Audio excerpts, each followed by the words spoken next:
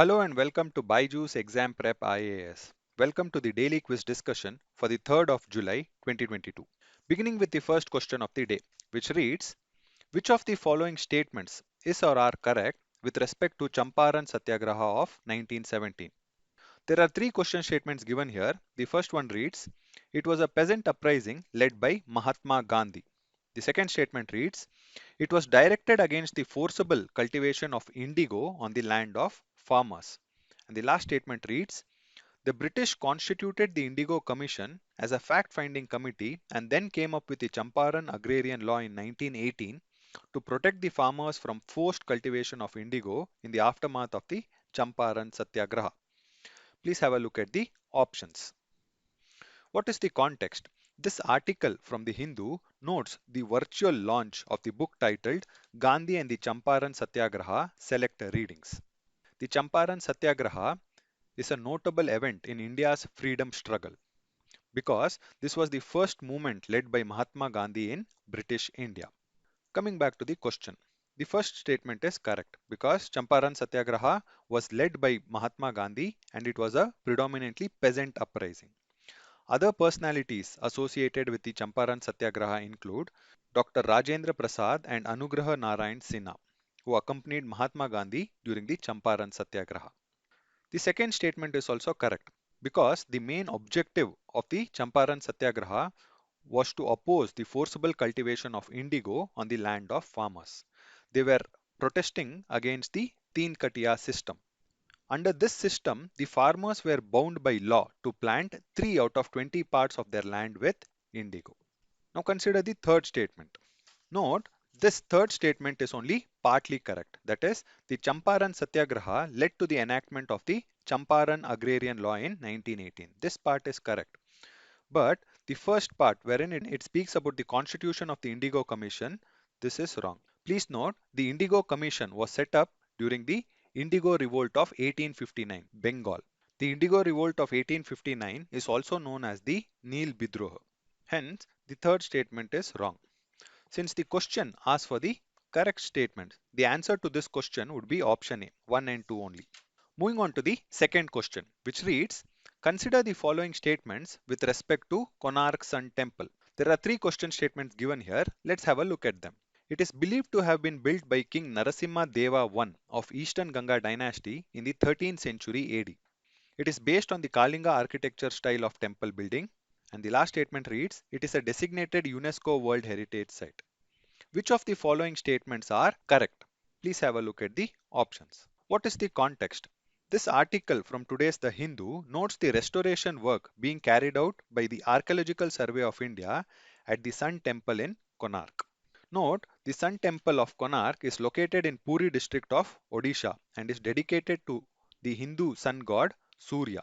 This temple is completely stone carved. Coming back to the question. The first statement is correct. The temple is believed to have been constructed between 1250 and 1290. The second statement is also correct because the Konark Sun Temple is based on the Kalinga architecture style of temple building, also known as the Odisha style of temple building. Note, the Kalinga architecture style of temple building consists of three distinct types. They are the Rekadula, Pidadula and Kakaradula. While the first two types, that is Rekadula and Pidadula, are a feature of temples associated with Vishnu, Shiva and Surya gods, the Kakaradula temple style is associated with Chamunda or Durga temples. Please note the Konark Sun temple is based on the Pida style of Kalinga architecture. The third statement is also correct. Konark Sun temple was designated a UNESCO World Heritage Site in the year 1984. Since the question asks for the correct statement, the answer to this question would be option D, 1, 2 and 3. Additionally note, the Konark Sun Temple has been referred to as the Black Pagoda in European sailor accounts, while the Jagannath Temple in Puri is referred to as the White Pagoda. Note, both the Sun Temple at Konark as well as the Jagannath Temple in Puri were important landmarks for sailors in the Bay of Bengal region. Also, the Konark Sun Temple is associated with the annual Chandrabhaga Mela. Moving on to the third question. It reads, consider the following pairs. There are four pairs of dam and associated state. The first pair is Harangi, Tamil Nadu. Second pair, Hirakud, Odisha, third pair Maithon Chhattisgarh, and fourth pair Tehri Uttarakhand. How many pairs given above are not correctly matched? Please note it asks for not correctly matched number of pairs. What is the context? This article from today's The Hindu takes note of the opening of the Harangi Dam in Karnataka's Kodagu district. Note, the Harangi Dam is built across the Harangi River, which is a major tributary of the Kaveri River. Coming back to the question. From our understanding of the context, we know that the first pair is wrongly matched. Why? Because Harangi Dam is located in the state of Karnataka and not Tamil Nadu. Consider the second pair. The second pair is correctly matched because Hirakud is located in the state of Odisha and it is built across the Mahanadi River.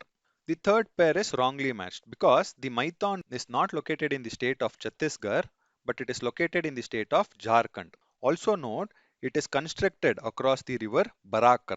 Consider the last pair. The last pair is correctly matched because Tehri Dam is located in the state of Uttarakhand and it is constructed across the river Bhagirathi. Since the question asks for the number of not correctly matched pairs, the answer to this question would be option B, only two pairs.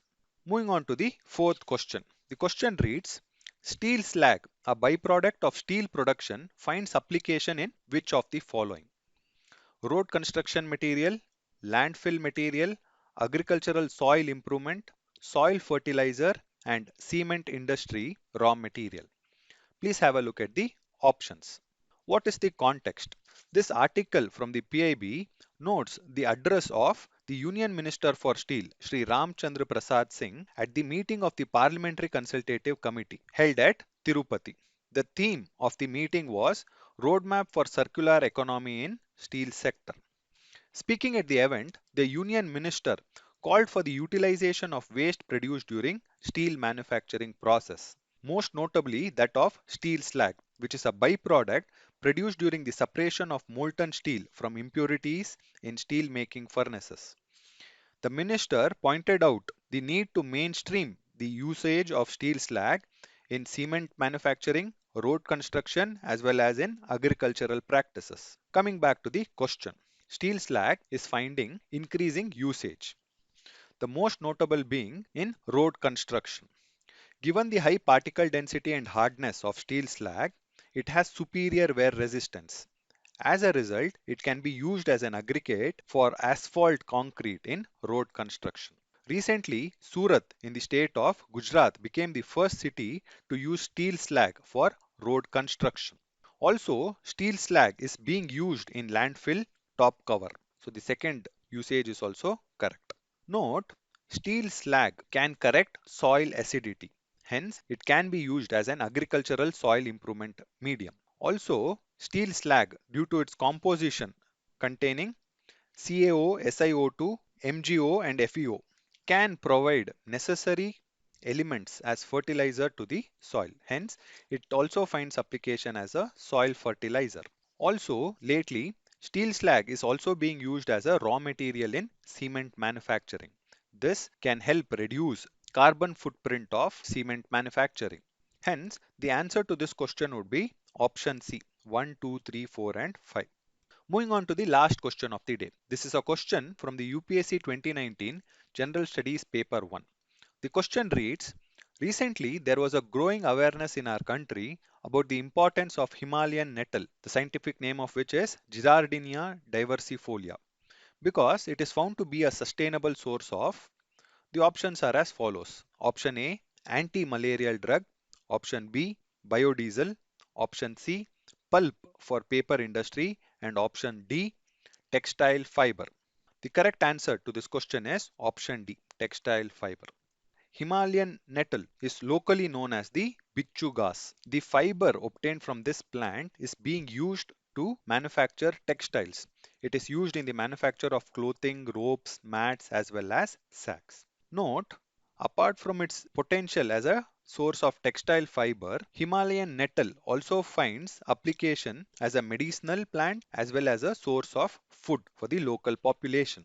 Moving on to the fact of the day, new faunal and floral discoveries in India. What is the context? This article from the Hindu takes note of the release of the details of new discoveries and new records of flora and fauna in India released by Bhupendra Yadav, the Union Minister for Environment, Forest and Climate Change, at the headquarters of the Zoological Survey of India in Kolkata. Notably, 540 new faunal species have been added to this database. Please note, out of these 540 new faunal species added to the dataset, only 406 are new discoveries, while the rest 134 are new records to India, meaning these animals have been found in other countries but have been noted in India for the first time. With the inclusion of this 540 new faunal species, the total number of faunal species in India stands at 1,03,258. This accounts for 6.1% of the faunal diversity of the world. Among the new discoveries, there is one mammal, 35 reptiles, and 16 pisces. The newly discovered mammal species is the Crocidura norcandamica. It is basically a white-toothed shrew from the Norcandam island of the Andaman and Nicobar group of islands. Among the reptiles newly discovered in 2021, the most notable is the Boiga whitakeri, or the Whittaker's cat snake, discovered from the Western Ghats region in Tamil Nadu. Also note, among the newly discovered faunal database, most are from the Hymenoptera group, which is an order of insects. Also note, there are 315 taxa which have been added to the Indian floral diversity. Among these new floral discoveries, most come from the Western Ghats and the northeastern regions, which together have contributed to 28% of the total discoveries. This is indicative of the biodiversity and the importance of these regions in India. Also, when one considers state-wise, Kerala accounts for the most number of new discoveries when it comes to floral diversity. Kerala is followed by Maharashtra and Arunachal Pradesh. Notably, the floral discoveries include wild relatives of many potential horticultural, agricultural, medicinal and ornamental plants such as balsam, zingiber and orchids. That is all for today. Thank you for being with us.